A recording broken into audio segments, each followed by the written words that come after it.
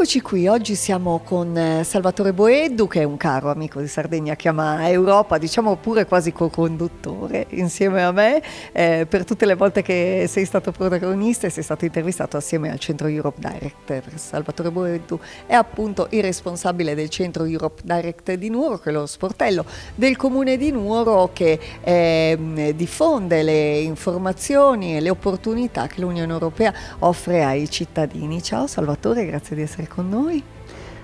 Buonasera e grazie dell'invito. Diciamo che per noi è molto importante poter utilizzare gli strumenti della comunicazione in ambito territoriale, quindi vi ringrazio per l'interesse che dimostrate, e non da oggi, nel seguirci in queste attività di informazione e di promozione delle politiche e delle opportunità dell'Unione Europea. Ecco, oggi siamo noi che ringraziamo te, io in primis come giornalista, perché siamo qui per parlare di un'opportunità che il Centro Europe Direct di Nuoro ha dato a settembre alle giornaliste e ai giornalisti del territorio, in questo caso proprio di Nuoro, per conoscere meglio la macchina il funzionamento proprio dell'Unione Europea, andando direttamente sul posto, perché siamo stati 3 giorni a Bruxelles, 2 dei quali proprio operativi in maniera molto densa grazie a un'iniziativa che è stata portata avanti sul territorio dal Centro Europe Direct, un progetto che si chiama Media for You. Spieghiamo un attimo ai telespettatori che cos'è Media for You. Intanto, se mi consenti, vorrei ricordare un po' quello che era l'oggettiva difficoltà dei centri europei di informazione che insistono in territori periferici, in territori interni, quindi lontano dalle metropoli, nel svolgere il loro lavoro di informazione. L'obiezione, diciamo, che mi veniva fatta sempre era: ma Salvatore, quello di cui dobbiamo parlare interessa il nostro territorio? È pertinente con il nostro territorio?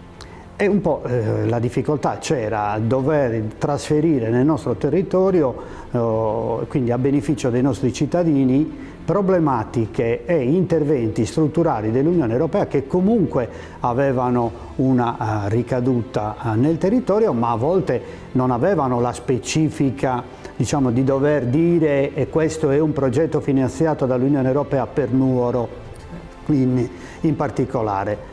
Molta acqua è passata sotto i ponti e devo dire invece che oggi, dopo tanto tempo, dopo tanto lavoro e soprattutto dopo tanta collaborazione, questo non smetterò mai di dirlo, dopo tanta collaborazione e cooperazione, siamo riusciti a incontrarci a metà strada e a trovare una maniera, un format che possa consentire a noi da una parte di promuovere, di trasferire ai cittadini le notizie e le decisioni in tempo quasi reale, e dall'altro a voi di organizzare prodotti di comunicazione che siano, diciamo, di interesse dei vostri palinsesti e della vostra programmazione, e questo mi pare che sia un grandissimo risultato, ed è per questo motivo che dopo tanto tempo, quando c'è stata l'occasione, e l'occasione è stata una call, un bando che la Commissione Europea ha aperto in tutta l'Europa in occasione delle elezioni al Parlamento Europeo,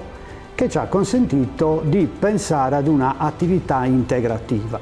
Fra le tante cose che avevamo fatto, abbiamo capito che c'era per esempio la possibilità, se la Commissione approvava, diciamo, la proposta tecnico-organizzativa, di portare una delegazione di rappresentanti dei media locali del nostro territorio a visitare le istituzioni, ma soprattutto questo, più che una visita, era un momento di aggiornamento professionale dei giornalisti che comunque, toccando con mano o conoscendo con mano le persone che stanno dietro le istituzioni europee, potevano in qualche maniera aumentare la loro conoscenza come dati, come informazioni, e quindi anche migliorare la loro consapevolezza.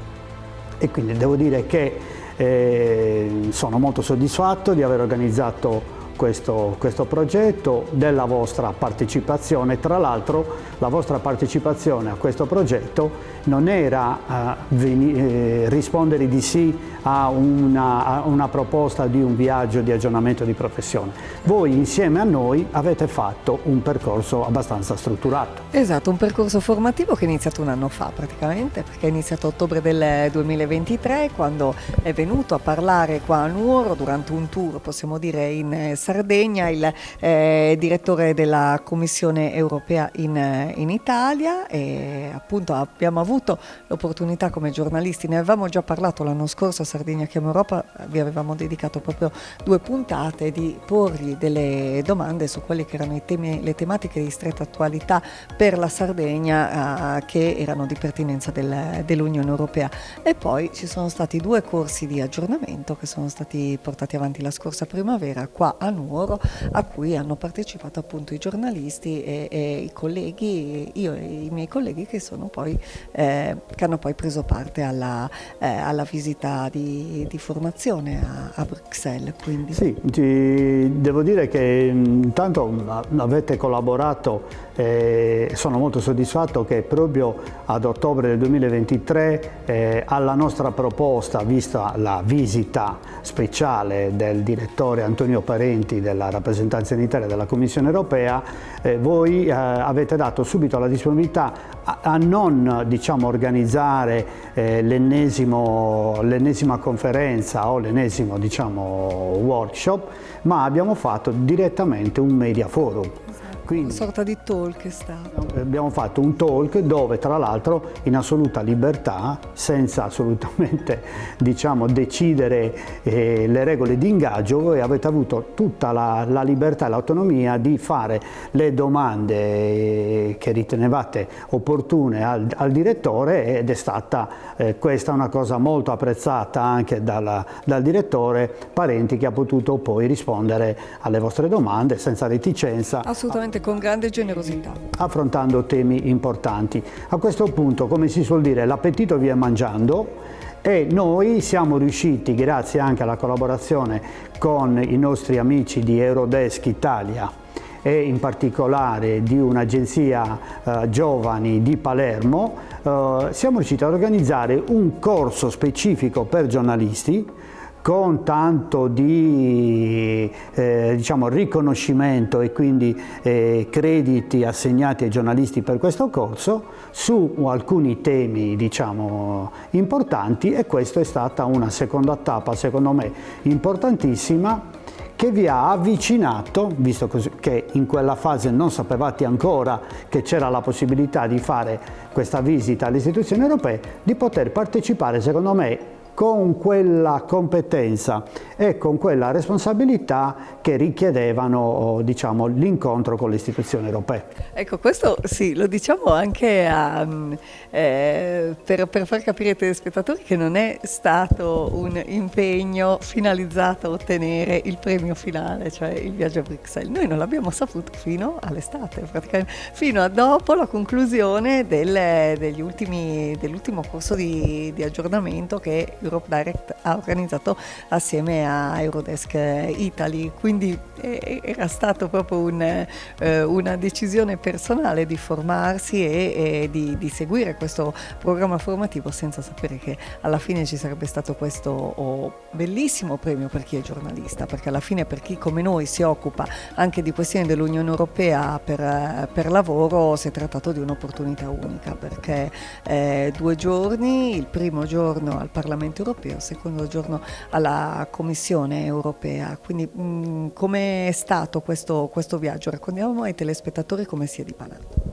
Devo dire che ho fatto valere un po' l'esperienza e la rete di contatti, di conoscenze che si costruiscono ormai sono più di 20 anni, Però devo dire anche questo per quei cittadini, quegli imprenditori, quelle categorie sociali che vorrebbero andare a Bruxelles, che è molto più semplice di come si possa pensare il poter programmare un viaggio alle istituzioni, perché ormai è tutto fatto su piattaforma online. Quindi tecnicamente, ripeto, un gruppo spontaneo di studenti, un gruppo di persone della terza età, un gruppo di imprenditori vogliono visitare le istituzioni, ci sono tutti i siti web specifici e appositi per programmare la giornata, l'orario addirittura della visita, si può verificare se in contemporanea ci sono sedute ordinarie del Parlamento europeo o sedute straordinarie, e comunque sia l'unica richiesta che fa la Commissione europea e il Parlamento europeo è quella di fare queste richieste almeno 4 o 5 settimane prima di partire. Per tutti gli altri aspetti logistici e organizzativi, come sapete, possiamo contare sull'utilizzo di compagnie low cost che ci consentono di poter andare a Bruxelles o a Strasburgo a costi, diciamo, sostenibili. Quindi questo devo dire che questo ci ha aiutato molto ad organizzare. È chiaro che la vostra presenza era una presenza particolare, stiamo parlando di una categoria professionale specifica, e quindi ho pensato di organizzare 2 giorni dove gli incontri sia al Parlamento europeo e sia alla Commissione europea erano specifici riguardo al vostro ruolo di media. Assolutamente, si è parlato del funzionamento della macchina amministrativa, quindi il primo giorno, il secondo anche della macchina politica, perché il secondo giorno siamo andati al Parlamento europeo, che quindi è il cuore, e siamo andati alla Commissione europea, che è il cuore proprio politico delle istituzioni europee, ed era anche uno dei giorni in cui i nuovi commissari, che sarebbero un po' come i ministri di uno Stato, passavano quella procedura che è un po' una graticola di selezione, perché è una procedura di selezione durissima, devono passare attraverso il setaccio degli esaminatori per poter entrare nel pieno possesso delle loro funzioni. Quindi erano anche giorni dal punto di vista organizzativo per la Commissione europea molto caldi, molto particolari. Nonostante questo c'è stata l'opportunità di conferire, di confrontarci con personalità importanti e di rilievo all'interno della Commissione europea, con ruoli decisamente con ruoli decisivi per quelle che sono le istituzioni in Italia e anche per la Sardegna. Sì, tra l'altro poi abbiamo avuto tutto il supporto iniziale del gruppo dei giornalisti dell'Ufficio per l'Italia del Parlamento europeo, che ha consentito poi di definire la prima giornata del 18 settembre, dove siamo entrati proprio nel cuore della parte informativa, tra l'altro visitando delle strutture fantascientifiche che noi siamo abituati a vedere in televisione, che ci sono familiari all'esterno, soprattutto la sede della Commissione, che poi è l'icona, no? O l'icona più celebre forse dell'Unione Europea. Sono appunto, come dici tu, immagini che siamo abituati a vedere dall'esterno nei telegiornali, ma che viste poi dal vivo hanno un effetto molto impattante, insomma. E per poi scoprire che, per esempio, quelle strutture così avanzate, questi spazi dove sostanzialmente si poteva costruire di tutto, una diretta, un serial, un documentario, eccetera, ma super moderni, sono tecnicamente, si possono tecnicamente richiedere per fare delle trasmissioni da parte di giornalisti come voi che stavate arrivando dalla Sardegna e da Nuoro, tutte cose che non sapevo nemmeno io, e quindi è stata anche per me la prima volta nello scoprire che ci sono tutte queste possibilità e che, come si dice tante volte, l'Europa non è così lontana. L'Europa va vissuta, va visitata, e l'Europa è sempre pronta poi, nel momento in cui gli si chiede, di partecipare, di avvicinarsi ai nostri territori e dare il contributo che gli viene richiesto, sempre con un approccio di sussidiarietà.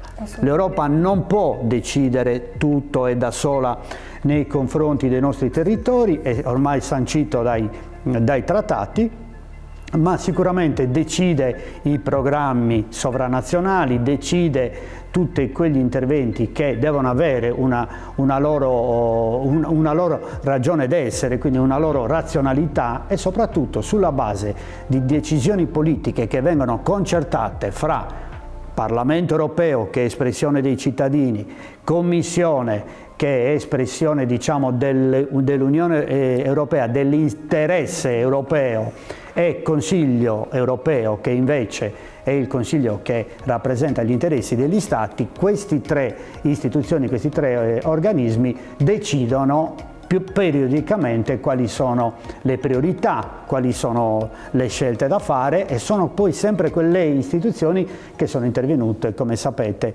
in momenti molto critici e importanti, come per esempio il Covid qualche anno fa. È chiaro che, fammi chiudere questa piccola riflessione, è chiaro che noi vorremmo, io per esempio che sono 20 anni che la sto vivendo, che l'ho vissuta, noi vorremmo avere più Europa nella misura in cui ci sono problemi sovranazionali, addirittura mondiali, che andrebbero governati in modo più unitario dall'Europa, e invece ancora stiamo a discutere di cosa pensa quello Stato, di cosa pensa quell'altro Stato. Tutto assolutamente nella massima libertà, tutto discutibile, però tutto opinabile, però questa è la situazione. Ci sono, diciamo, problematiche sovranazionali, ormai mondiali, che vanno governate da istituzioni unite per davvero, non istituzioni dove ciascuno parla la sua lingua, e quindi, siccome siamo in 27 Stati, immaginate cosa significa dover discutere con 27 opinioni diverse. Di 7 teste da mettere d'accordo, insomma, inizia a diventare complicato. Peraltro anche uno o dei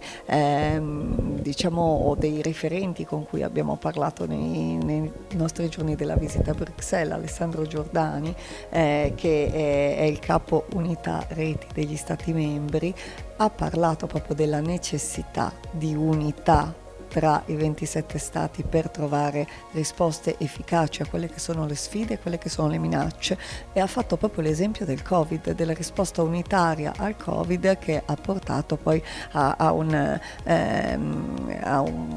fronte, alla sconfitta comunque della malattia in un tempo molto breve, perché in meno di un anno, alla fine, una volta che che è stato trovato l'accordo sui vaccini e che sono stati distribuiti in forma equa in tutta Europa, la malattia di fatto è stata, se non debellata, è diventata endemica, quindi non è più una minaccia. Ecco.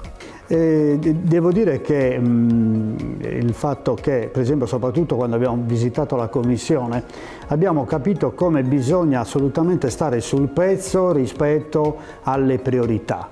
Come ricordavi tu, c'è una nuova commissione, è stata rieletta la von der Leyen, si stanno selezionando e vivisezionando, passami il termine, i curriculum dei candidati che sono stati proposti come commissari dai singoli Stati, e però ci sono già temi ormai dell'agenda che sono nuovi. E noi stiamo ancora a parlare forse la viviamo proprio perché siamo lontani, in una maniera anche abbastanza, diciamo, accesa, la transizione ecologica, e invece abbiamo ascoltato dalle parole del dottor Alessandro Giordani come la Commissione europea e quindi l'Unione Europea ha proposto una, diciamo, multidisciplinarietà di strumenti e di programmi e di mezzi che possono essere utilizzati per garantire la transizione ecologica. Non ce n'è uno in particolare, bisogna adattare la cosiddetta tassonomia dell'intervento che è stato detto rispetto alla transizione ecologica, ma parlerei anche di quella digitale, rispetto alle condizioni territoriali date. E però viene lasciata l'autonomia agli Stati e alle regioni di stabilire come fare. Quindi bisogna sfatare anche davvero delle affermazioni in cui si dice che l'Europa in qualche maniera ci sta costringendo a fare delle cose che forse non sono compatibili con le caratteristiche economiche degli Stati dell'Unione Europea a 27. Io dico che abbiamo ascoltato il giorno delle primizie, delle chicche, delle novità su quello che sta decidendo l'agenda, su come si sta scrivendo l'agenda politica dell'Unione Europea, e quindi insieme a voi abbiamo potuto toccare con mano come davvero a volte basterebbe fare una cosa che per una questione di tempo a volte non facciamo nemmeno noi. Tutte queste cose sono dentro il portale, che è il portale più grande, il portale web più grande di tutto il continente europeo, è il portale dell'Unione Europea, con milioni di dati, con milioni di pagine, ma soprattutto con la possibilità giorno per giorno, e poi l'avete capito anche voi insieme a noi, che ad esempio ogni giorno alle ore 12 i portavoce di tutti i commissari si ritrovano in una sala ben precisa a aggiornare tutte le testate mondiali su cosa sta decidendo l'Europa in tutti i campi economici possibili e immaginabili. Prego. Ogni giorno a mezzogiorno c'è una conferenza stampa in cui viene fatto l'aggiornamento di quello che è stato fatto la mattina, una conferenza stampa che può durare 5 minuti come 2 ore a seconda della portata delle decisioni che sono state prese, no?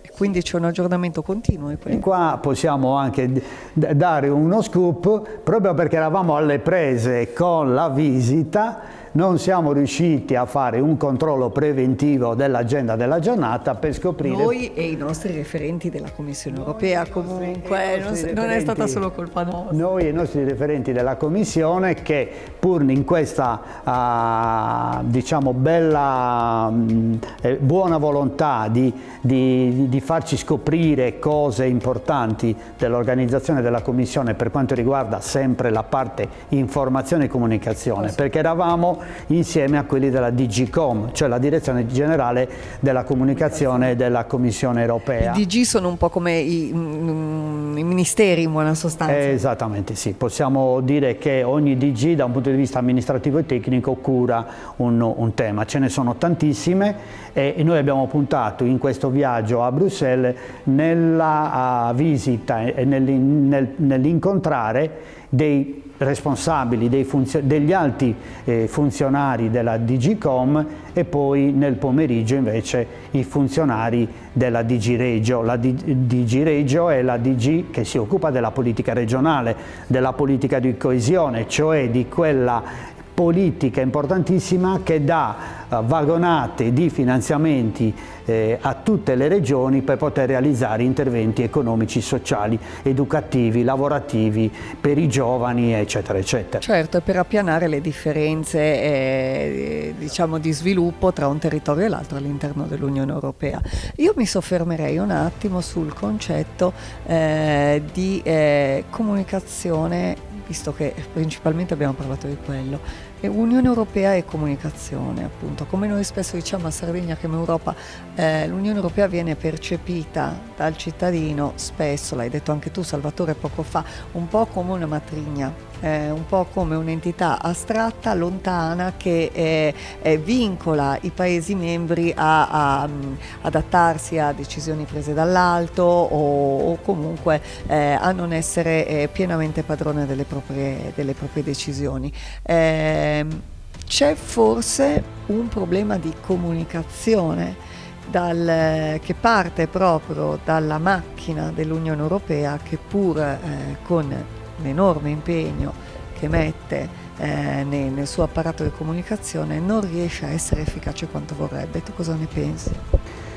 Allora, il problema è un po' articolato, andrebbe analizzato su diversi aspetti.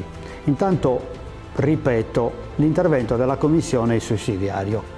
La Commissione ha istituito una rete di reti, cioè una rete di centri europei a vario titolo. Abbiamo detto gli Europe Direct per i cittadini, gli Eurodesk per i giovani, gli Enterprise Europe per le imprese, i CDE, che sono quelli diciamo più storici, che sono all'interno delle università, che vengono utilizzati regolarmente dai ragazzi dagli universitari che devono fare tesi, ricerche, eccetera. Quindi c'è un complesso di reti presenti in tutte le regioni europee e in tutti gli stati dell'Unione Europea.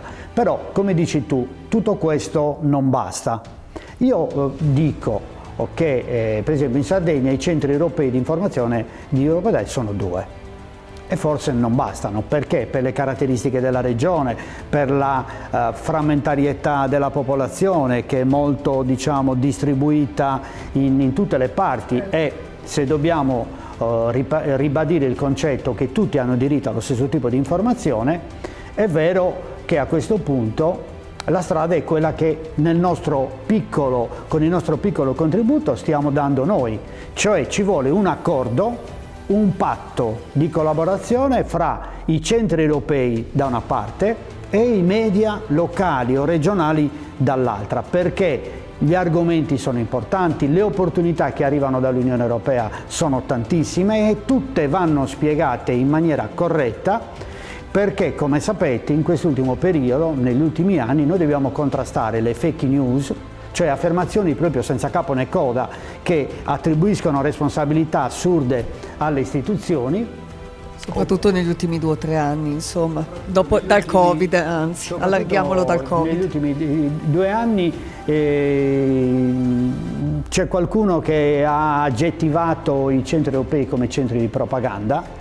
Invece il nostro sforzo in tutti questi anni è sempre stato quello di essere critici, di essere intellettualmente onesti, deontologicamente e professionalmente diciamo corretti nel riportare le decisioni, perché poi ciascuno, ogni categoria sociale e gli amministratori a tutti i livelli debbano poi farsi dei ragionamenti sulla base di notizie certe, di notizie corrette. Tante sono le informazioni, devo dire che rispetto a tanti anni fa le informazioni sono ridondanti, si ha proprio difficoltà pratica a organizzarsi nel diciamo recuperare le informazioni, quindi la raccomandazione che facciamo noi è: verificate sempre la fonte va sempre verificata, perché basta un rimbalzo di un post su un social dove si dice una cosa e tutti là a prendere per oro colato quello che è stato detto. Invece, secondo me, bisogna davvero verificare le fonti, ripeto, stringere questo rapporto di collaborazione. Poi l'invito che posso fare io è che a livello sia statale e sia regionale centri di informazione come quello di Nuoro e quello di Cagliari vengano moltiplicati. Ci può stare, ci deve essere un centro europeo di informazione ad Olbia, uno a Sassari, uno a Oristano, e devo dire che... Almeno nei capoluoghi, insomma. Sì, almeno nei capoluoghi, perché così tutti quanti hanno la possibilità di utilizzare diciamo, la capacità informativa degli sportelli.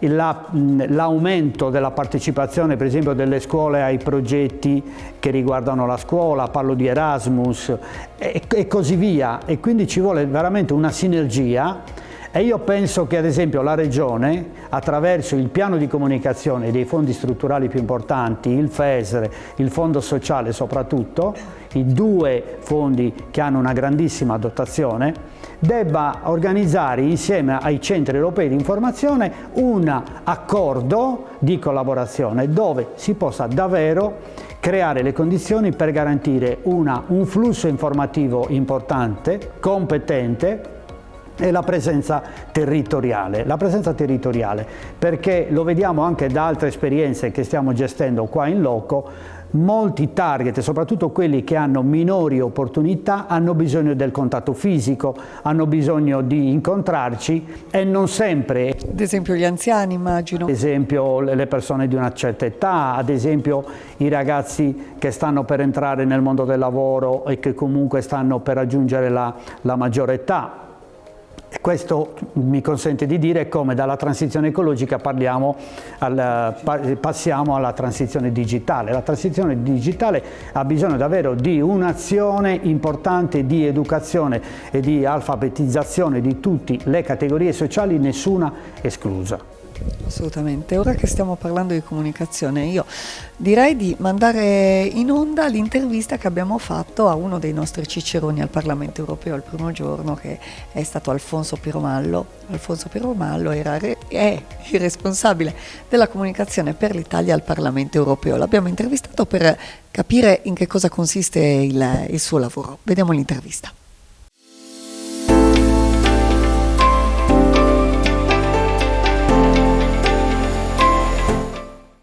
Oggi siamo qui con Alfonso Piromallo a Bruxelles, al Parlamento europeo. Alfonso è l'addetto stampa del Parlamento europeo, appunto qui nella sede di Bruxelles. Buongiorno Alfonso, grazie per essere con noi innanzitutto. Grazie a voi, grazie. Oggi appunto c'è stata una delegazione di giornalisti dalla Sardegna, da Nuoro in particolare, che sono venuti in visita al Parlamento europeo, a questa istituzione fondamentale dell'Unione Europea, per scoprirne un po' i meccanismi. Spieghiamo, Alfonso, prima di tutto al pubblico che cos'è il Parlamento europeo e che cosa lo distingue dalla Commissione europea e dal Consiglio d'Europa. Il Parlamento europeo fondamentalmente è uno degli organi dell'Unione Europea che ha il compito di emanare le leggi dell'Unione Europea. A differenza degli Stati membri, per esempio dell'Italia, nell'Unione Europea non è una sola entità a scrivere le leggi, a approvare le leggi, il Parlamento. Nell'Unione Europea ci sono due colegislatori, il Parlamento europeo e il Consiglio dell'Unione Europea, che insieme approvano le leggi, che sono però presentate dalla Commissione europea, che tra l'altro in questi giorni è stata eletta, o meglio, è stata presentata dalla Presidente von der Leyen. E qui al Parlamento europeo quindi si fa un lavoro costante, differente rispetto a quello della Commissione europea, e c'è anche un'aula plenaria, anche se non viene utilizzata con la stessa frequenza con cui viene utilizzata quella della Commissione europea. Qui abbiamo a Bruxelles un'aula plenaria che viene utilizzata per le plenarie che si tengono a Bruxelles, ma gran parte delle plenarie del Parlamento europeo, come dicevi tu, si tengono a Strasburgo, in Francia, perché nei trattati è stabilito così, e le decisioni più importanti vengono appunto prese a Strasburgo. I lavori che qui vengono fatti nelle commissioni parlamentari, in comitati diciamo tematici, poi vengono finalizzati a Strasburgo alla plenaria. Ecco, noi abbiamo avuto l'opportunità questa mattina nel corso della visita di visitare prima di tutto proprio la struttura del Parlamento europeo, che è immensa, è fatta di più edifici che sono collegati tra di loro, ognuno di essi ha una funzione. Nel corso della visita abbiamo anche avuto modo di scoprire quali sono i diversi passaggi che vengono fatti, che vengono portati avanti, e come vengono costituite le commissioni, quanti sono i parlamentari dell'Unione Europea. Spiegaci in breve, proprio in sintesi per i telespettatori, come funziona la struttura del Parlamento Europeo sotto l'aspetto strettamente tecnico. La struttura del Parlamento è abbastanza complessa. Ci sono 720 deputati che si dividono per gruppi politici.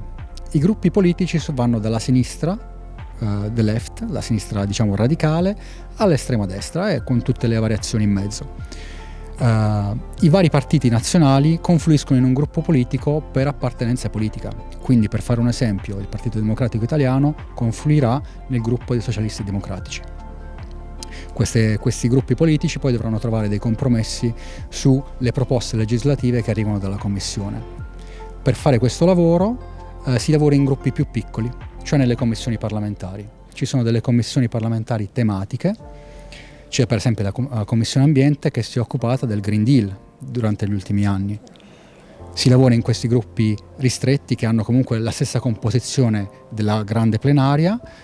Una volta che il gruppo ristretto ha preso una decisione, questa decisione passa alla plenaria che approva una posizione, e poi con quella posizione unica del Parlamento, il Parlamento può iniziare a negoziare con l'altro colegislatore, che è il Consiglio dell'Unione Europea. Ecco, un meccanismo, come hai detto tu, complesso, ma che deve in qualche modo far sì che le decisioni che vengono prese vengano portate fino ai cittadini.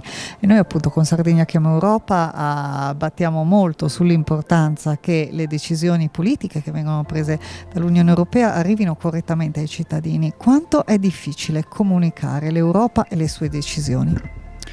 Questo è il lavoro che noi facciamo tutti i giorni, è il mio lavoro, è il mio pane quotidiano. La difficoltà che abbiamo noi è appunto la complessità, che cerchiamo il più possibile di scardinare e di portare ai cittadini, nel mio caso attraverso la stampa, attraverso i giornalisti, che sono un grandissimo alleato per noi, perché i giornalisti hanno il linguaggio e la capacità di arrivare dove noi non possiamo arrivare. Io non sarò mai in grado di parlare al pubblico sardo come puoi fare tu e come possono fare i tuoi colleghi sardi, per cui abbiamo bisogno di voi. Quindi è fondamentale la sinergia tra i comunicatori che sono all'interno dell'Unione Europea e quella che è la stampa in buona sostanza. Esattamente, sì. E abbiamo notato in questi giorni che la macchina organizzativa dell'Unione Europea è veramente pienissima di professionisti giovani, cioè l'età media non so se sia media, però tantissimi giovani tra i 35 e i 40 anni indicativamente. Quindi quando l'Unione Europea parla di Europa dei giovani, quando parla di Next Generation EU, è la prima a crederci. È vero, e anzi ne approfitto per ricordare ai giovani telespettatori sardi che l'Unione Europea cerca sempre nuovo personale, ci sono possibilità di stage all'interno delle istituzioni europee. Io personalmente ho cominciato con uno stage all'interno delle istituzioni e poi sono rimasto, ed è vero, c'è possibilità di crescita, c'è possibilità di far carriera anche abbastanza presto, e poi l'altra cosa che direi è guardate alle opportunità offerte dall'Unione Europea nel vostro territorio.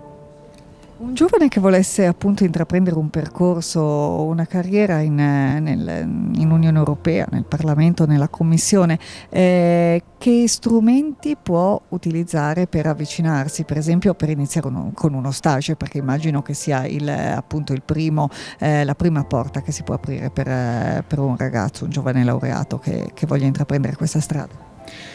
Tutte le opportunità sono pubblicate sui siti delle istituzioni europee. Il portale principale da tenere sott'occhio è il portale EPSO, che è il portale appunto delle carriere all'interno delle istituzioni. Oppure si può cercare tirocini all'interno del Parlamento europeo, tirocini all'interno della Commissione, tirocini all'interno del Consiglio. Basta fare una semplice ricerca su Google, si trova tutto. Il portale principale d'accesso è comunque EPSO, dove si trovano anche informazioni sui concorsi per diventare funzionari dell'Unione Europea. Perché per quanto sia interessante fare uno stage e avere una prima idea di che cos'è lavorare all'interno dell'Unione Europea, per diventare funzionario bisogna necessariamente a un certo punto passare un concorso. L'aspetto diciamo che più ti piace del tuo lavoro, che più ti appassiona, più ti appaga, è una delle criticità maggiori di quella che è la tua attività? Sono allo stesso punto in realtà. La multiculturalità, il fatto di potermi approcciare a culture diverse, leggermente diverse, a volte molto diverse, vedere come colleghi di diverse nazioni approcciano le stesse cose, gli stessi problemi con mentalità totalmente diverse. E questo è bello, è interessante, è motivante, ma è anche dall'altro lato a volte un ostacolo, perché a volte non ci si capisce. Quindi sì, questo. Grazie. Grazie a te.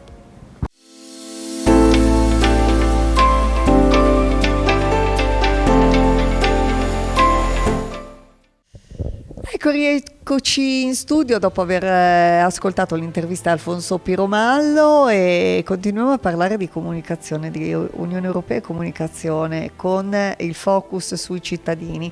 C'è un bellissimo ruolo che è recente, è stato introdotto dall'Unione Europea per informare i cittadini proprio nel cuore dei territori, e per far conoscere loro le opportunità legate proprio al loro comune, che sono Consiglieri locali, abbiamo qua anche il roll up, ne vogliamo parlare, ci spieghi un po' che cos'è questa opportunità? Sì, questa è una nuova iniziativa della Commissione europea per la quale siamo tutti, diciamo, mobilitati come centri europei a farne la promozione, perché un altro strumento che viene dato, diciamo, in disponibilità perché davvero l'Europa possa arrivare ad ogni spazio, ad ogni territorio, anche ai confini dell'impero, passatemi la frase. E quindi si dice che nell'ambito di della politica di coesione, quella che potrebbe essere una funzione strategica da parte degli amministratori locali. Gli amministratori intesi non solo come assessori ma come semplici consiglieri, quindi siccome i consiglieri comunali e degli enti locali sono espressione diretta degli interessi dei cittadini, quindi dei portatori di interesse dei territori, questi consiglieri, questi assessori potrebbero essere in qualche maniera, diciamo, un volano per poter promuovere le opportunità dell'Unione Europea, aggiungendosi a tutti quegli altri attori e protagonisti che parlano di formazione e che parlano di comunicazione. La rete si chiama BELC.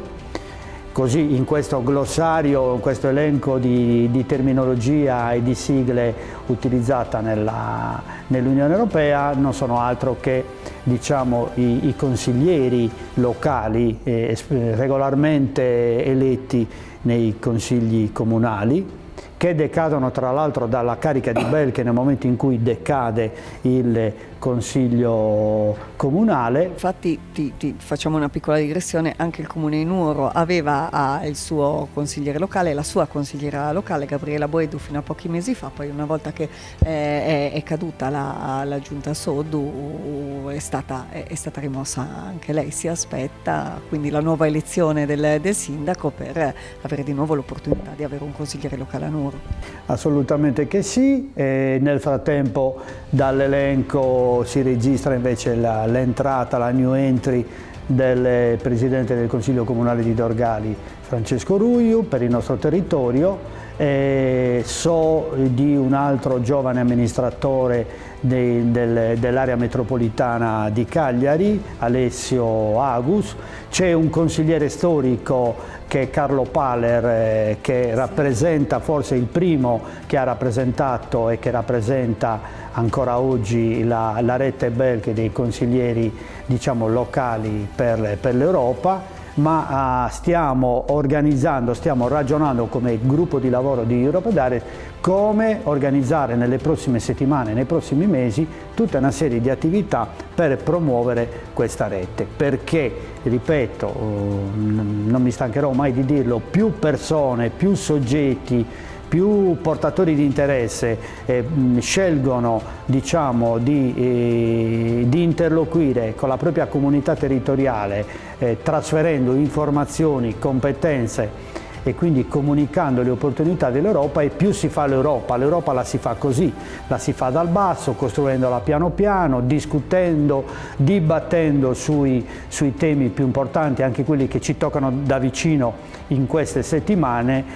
con una raccomandazione che è quella di ispirare il confronto e la discussione, al fair play, al rispetto delle posizioni altrui. Ripeto, le istituzioni europee non sono, diciamo, al di sopra del giudizio. Non sono al di sopra del giudizio e della critica di nessuno. L'Unione Europea, le istituzioni possono essere criticate, però dobbiamo sempre ricordare nel grande sistema dei valori come da quasi 70 anni a questa parte quella intuizione dei padri fondatori dopo i disastri della Seconda Guerra Mondiale portò alla creazione di una entità sovranazionale che si chiamava prima Comunità Europea e che si chiama oggi Unione Europea, che comunque sta garantendo pace, prosperità, stabilità, sicuramente momenti di perfettibile crisi, sicuramente, per ma carità. questo anche dal punto di vista economico ci si spiega che ci sono momenti di espansione a momenti di recessione, e così fa l'Europa con le sue istituzioni sovranazionali, che però sono sempre presenti e vigili ad intervenire quando ci sono problemi che hanno la necessità di un intervento comunitario, di un intervento europeo. Peraltro un dato statistico relativo ai consiglieri locali: sono in genere giovani che fanno politica, quindi è un bel segnale. Questo è un bel segnale e su quell'aspetto lavoreremo senza discriminare nessuno, ma lavoreremo sulle pari opportunità, perché vorremmo anche che ci siano donne, giovani amministratrici o consiglieri comunali che partecipino e che si candidino a diventare BELC. E lavoreremo anche perché insieme a questa nuova rete venga rafforzato il lavoro che stiamo facendo da tempo con un progetto molto interessante che si chiama Scuola di Open Coesione. Ecco, il progetto Scuola di Open Coesione che seguite da anni. Seguiamo da anni e che, per farla breve, fra le tante competenze, fra le tante soft skill, abbiamo la percezione che possa essere un mezzo per poter invogliare qualche studente che impatta, che incrocia i fondi europei e come i fondi europei vengono spesi nel nostro territorio, possa maturare quella coscienza civica per poter dire: forse è il caso che anch'io mi candidi in consiglio comunale alla prossima elezione. Quindi è un intervento, secondo me, quasi legato. Promuovere da una parte le candidature e quindi sostenere le candidature dei giovani amministratori, uomini e donne, a entrare nella rete BELC, e dall'altro sostenere ancora di più invece l'azione, l'obiettivo educativo importantissimo che ha il progetto a scuola di Open Coesione, soprattutto con le classi finali, terminali degli istituti superiori. Abbiamo parlato appunto Open Coesione, coesione politica e di coesione. Durante la visita che abbiamo fatto a Bruxelles abbiamo avuto l'opportunità di parlare con Francesca Raimondi del DG Regio. Il DG Regio appunto è la direzione generale che si occupa delle iniziative che vengono portate avanti nelle regioni e nei dipartimenti dei vari stati dell'Unione Europea con i fondi europei, quindi parliamo principalmente di FESR, fondi per la coesione. Fondi per la coesione che sono quelli che appunto servono a appianare le disparità tra i vari territori in modo da dare degli strumenti in più per lo sviluppo a quei territori magari più depressi dal punto di vista socio-economico, dal punto di vista territoriale, dal punto di vista culturale. La Sardegna sicuramente è uno dei territori che più sono stati avvantaggiati dalle politiche di coesione e da un buon uso anche degli strumenti della politica di coesione, tant'è che è risultata la Sardegna una delle regioni più virtuose negli ultimi anni per la spendita dei fondi europei. I fondi per le politiche di coesione messi a disposizione dell'Europa sono tanti, perché c'è una base importante di circa un terzo dei fondi messi a disposizione dei paesi dell'Unione Europea. Però arriva poco questa comunicazione ai cittadini. Ne parlavamo appunto anche con la dottoressa Raimondi. Sì, io sempre non mi ha mai convinto e non mi convince quella che è l'azione di trasferimento dell'informazione che deve essere attaccata o comunque deve andare di pari passo con la realizzazione delle opere, sì, con la realizzazione delle iniziative. Vedo molti cartelloni, questo è il mio parere, quindi esprimo democraticamente il mio parere, vedo molti cartelli, vedo molti cartelloni stradali, vedo cartelli nelle scuole, ci sono mai pareti nelle scuole di cartelli dove c'è scritto con il contributo del FESR Sardegna e la riproduzione in piccolo della bandiera europea, però la sostanza è che nell'opinione pubblica ho la sensazione che questo messaggio, che la stragrande maggioranza delle attività che sono governate nelle 24 ore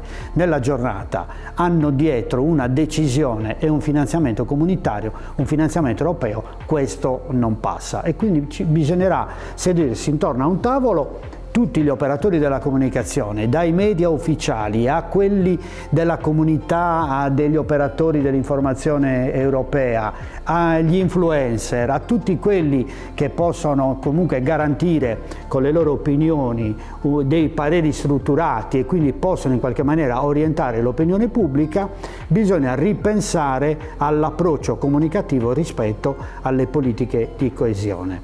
Perché se continuo, non so, faccio una domanda a un ragazzo che vicino al Centro Europeo di Informazione sta facendo un corso per i NEET, cioè per quel target di studenti che non hanno completato gli studi, che non stanno lavorando, eccetera, e gli chiedo: ma che corso stai facendo? Non mi dice: sto facendo un corso con i fondi dell'Unione Europea, mi dice: sto facendo un corso dell'agenzia XY.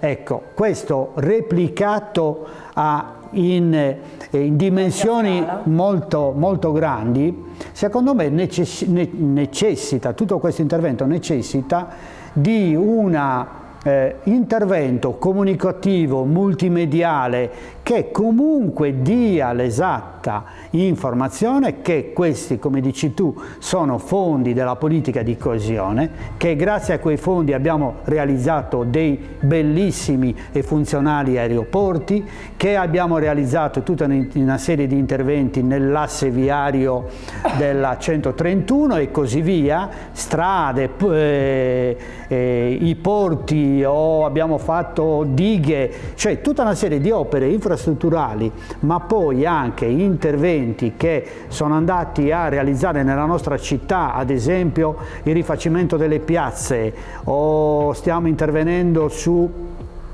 per esempio su parti importanti della città, perché abbiamo bisogno che questi spazi diventino funzionali e fruibili dai cittadini. Ecco, c'è sempre di mezzo a vario titolo, le sigle dei fondi sono tante, quindi non è nemmeno importante conoscere la sigla del fondo, è importante sapere che è un fondo europeo, quindi c'è un'attenzione continua da parte delle istituzioni con la politica di coesione per quello che stavi dicendo prima tu, cioè ridurre la forbice fra realtà economiche molto avanzate e invece territori come può essere il Mezzogiorno d'Italia, che soffre ancora di determinati deficit strutturali, ma che comunque continua, come anche per il periodo 21-27, continuerà a disporre di somme importanti a disposizione, quindi ci auguriamo che queste somme, queste risorse finanziarie e questi programmi che sono stati definiti sulla base di regolamenti dell'Unione Europea si vadano a risolvere i nostri problemi più importanti. Questo è l'auspicio e l'impegno nel nostro piccolo che noi possiamo fare alleanza con altri soggetti per moltiplicare e quindi dare valore aggiunto all'azione comunicativa e di informazione che vogliamo mettere in campo. Bene, abbiamo parlato di A Scuola di Open Coesione, un progetto che verrà seguito anche quest'anno dal Centro Europe Direct, sempre con il Liceo Fermi o con quali altri? Ma noi non abbiamo un istituto di preferenza, noi a livello nazionale, il MIUR, il Dipartimento della Politica di Coesione, insieme alla rappresentanza in Italia della Commissione Europea e al Parlamento Europeo, con la collaborazione dei centri europei, apre un bando. Questo bando è aperto fino agli ultimi giorni di ottobre. Contiamo, ad esempio, la prossima settimana, questa è un'anticipazione, contiamo di fare un webinar che possa in qualche maniera invitare e invogliare i dirigenti degli istituti superiori e da un paio d'anni anche delle scuole medie a valutare e quindi conseguentemente a partecipare ad A Scuola di Open Coesione. Negli ultimi 2 o 3 anni abbiamo avuto come riferimento gli impegni e le adesioni di Nuoro, Bosa e Ozieri.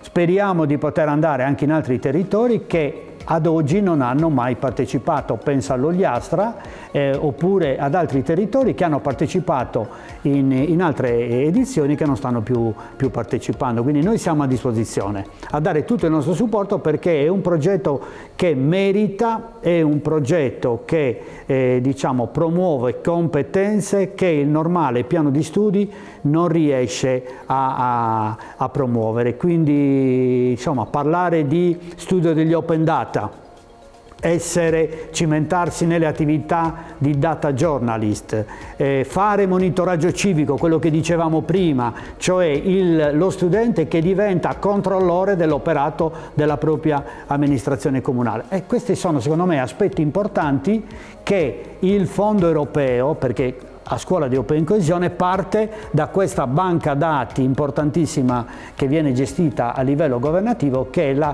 banca dati di Open Coesione, dove ci sono tutte le schede dei progetti approvati e il loro stato dell'arte di spesa e di funzionamento. Quindi tutto questo consultabile dai cittadini. Liberamente da chiunque. Che possono capire, questa è la bellezza dell'opportunità, che possono capire quali progetti si stanno realizzando nella nostra città e a che livello sono. Sono stati spesi soldi, stanno ritardando nel cronoprogramma la realizzazione delle attività. È tutto a disposizione ed è tutto un'idea che nasce dall'Unione Europea. Chiunque può monitorare come vengono impiegati, come la spendita dei fondi europei e anche il risultato finale, assolutamente.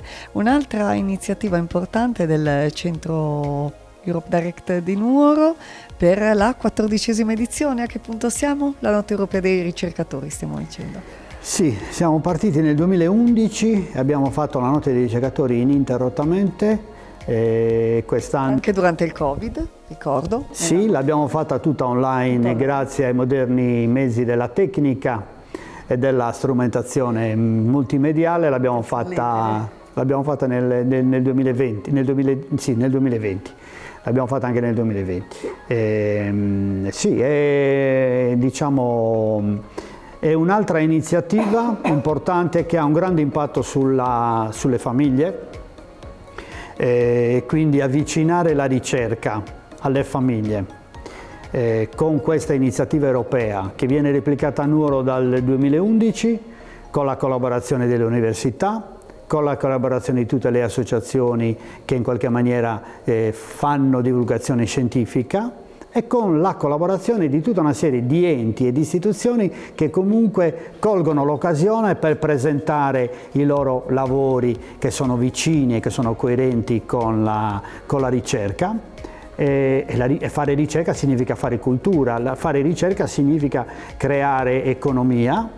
Quest'anno non abbiamo potuto fare per un evento drammatico che è successo a settembre e lo stiamo riprogrammando per il 21 e il 22 di novembre. Le location sono confermate, stiamo solo riprendendo i contatti con tutti quegli attori che hanno manifestato interesse ad organizzare delle attività e delle manifestazioni alla Notte dei Ricercatori di Nuoro e quindi cercheremo con un clima diverso di poter promuovere tutte queste attività. Abbiamo già scuole anche del territorio che ci chiamano per prenotarsi per i nostri laboratori e anche questo è fare l'Europa, anche questo è stare in un circuito europeo. Poter visitare strutture anche da remoto, ci saranno interventi anche da remoto di importanti esponenti del mondo della ricerca, con questa conclusione finale che ci piace tanto, che è il talk show Archimede e la fuga dei cervelli, perché la Notte dei Ricercatori ci invoglia a discutere di tutti questi cervelli che sono andati via. Sono giovani e meno giovani, hanno deciso di stare in un'altra nazione, non solo europea, ma anche nel mondo, e però vivono questo conflitto che sentono la lontananza della Sardegna, ma quando tornano in Sardegna gli prende diciamo la nostalgia. No, non gli prende la nostalgia, si rendono conto quanto quanto è lontana la Sardegna dalla loro realtà, dalla possibilità di utilizzare determinati servizi, dall'organizzazione della comunità, dall'organizzazione del lavoro.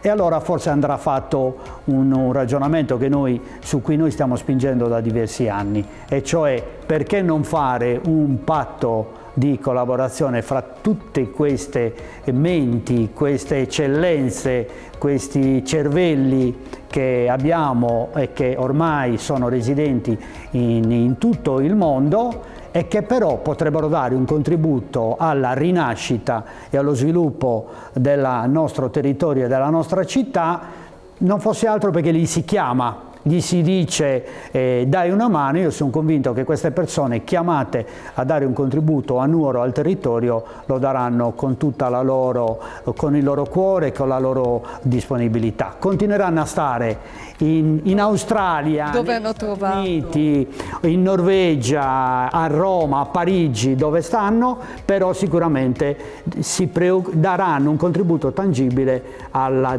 miglioramento dei nostri territori. Beh, certo, rimane pur sempre il loro territorio d'origine, quindi un legame di partenza c'è sempre. Sono sicura che se avessero un'opportunità simile farebbero volentieri la loro parte. Attenzione anche alle professioni e alle discipline di studio STEM, come al solito, come tutti gli anni per la Notte Europea dei Ricercatori, e attenzione anche alle scienziate donne, come tutti gli anni.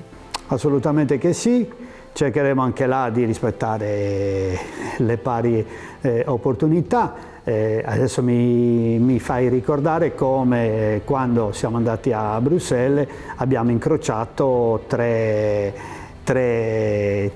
sardi che si sono affermati a Bruxelles presso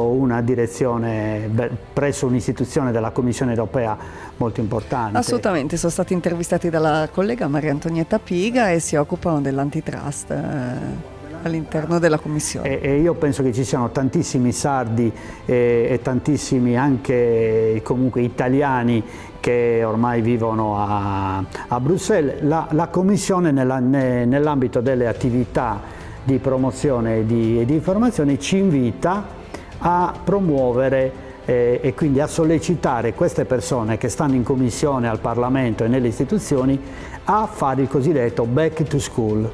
Il back to school non è altro che tornare nel liceo o nell'istituto tecnico dove si sono diplomati.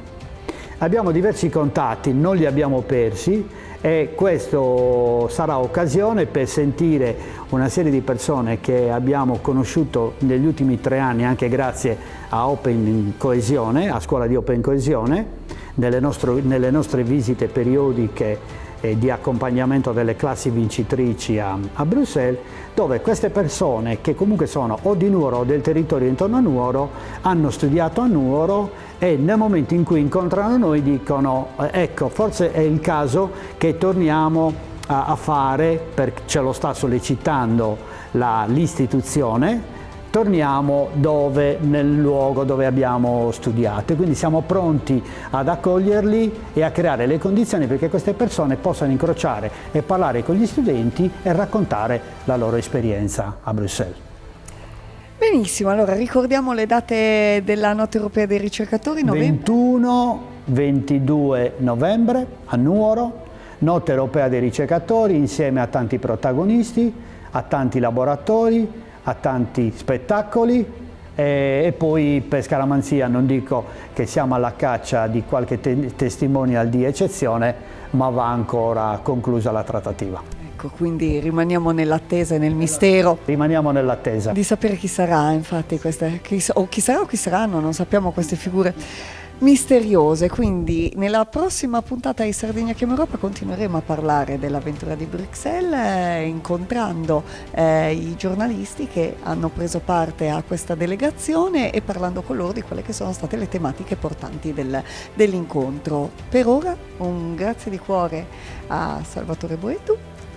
Grazie a voi dell'opportunità. Sempre un piacere, Salvatore. Ormai Salvatore, ripeto, piacere ricambiato. 50%. Grazie.